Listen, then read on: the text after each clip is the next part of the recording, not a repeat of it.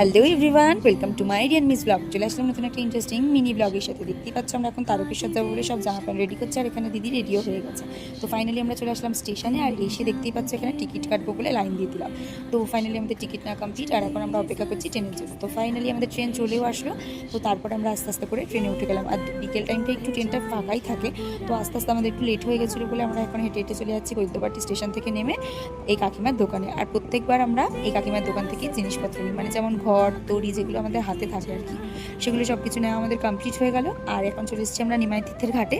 আর এই ঘাটের ভিউটা ঠিক এই রকম ছিল। তো আর একটু দুপুর টাইমটা আরও ভিড় ছিল, এখন যেহেতু বেলাটা গড়িয়ে আসছে এর জন্য একটু ভিড়টা কম। তো ফাইনালি এখন ওরা সবাই স্নান করতে যাচ্ছে, দেখতে পাচ্ছ। আমি এগুলো ব্যাগ ট্যাগগুলো ধরতে হলো বলে তাই ওরা দুজন আগে গেল, আমি পরে যাবো। তো ফাইনালি এখানে ওরা এখন এক ডুবে ঘটি করে, তো ফাইনালি এখন চলে এসছে ঠাকুরের মাথায় জল দেবে বলে। তারপর আমি চলে গেলাম জল ভরতে। আর তো এখন ভিড়টা ঠিক এই রকম ছিল, দেখতেই পাচ্ছ তোমরা। তো তারপর আমি চলে আসলাম ভোলানাথের মাথায় জল ঢালবো বলে।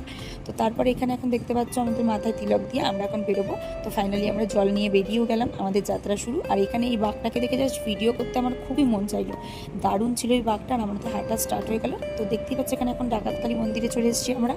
আর সন্ধ্যের ভিউটা ঠিক এই রকম ছিল ডাকাতকালী মন্দিরে। আর ডাকাতকালী মন্দিরের পর থেকে রাস্তাগুলো জাস্ট কি বলবো, মারাত্মক ক্ষতি, মানুষের পায়ে এতটাই কাকড় ফুটছিল বলার বাইরে। তো ফাইনালি আমরা এখন কামারকুণ্ড ব্রিজে উঠে গেছিলাম। তো এখন আমরা হেঁটে যাচ্ছি আস্তে আস্তে করে। আর ব্রিজের রাস্তাটা খুবই ভালো ছিল। জানি বাবার বাড়ি যাওয়াটা অত সহজ নয়, কিন্তু ওই রকম রাস্তা থেকে হেঁটে গেলে পাটা ওখানেই শেষ হয়ে যায়। তারপরে যে ভালো রাস্তাগুলো ওখানেও আর মনে হয় না যে হেঁটে যাই। তো তারপর চলে আসলাম কাশী বিশ্বনাথ মন্দিরে। তো ওখান থেকে সিঁড়ি বেয়ে উঠতে হবে, ওপরটায় ক্যামেরা অ্যালাউ ছিল না বলে তাই তোমাদের দেখাতে পারলাম না বাবার মন্দিরটা।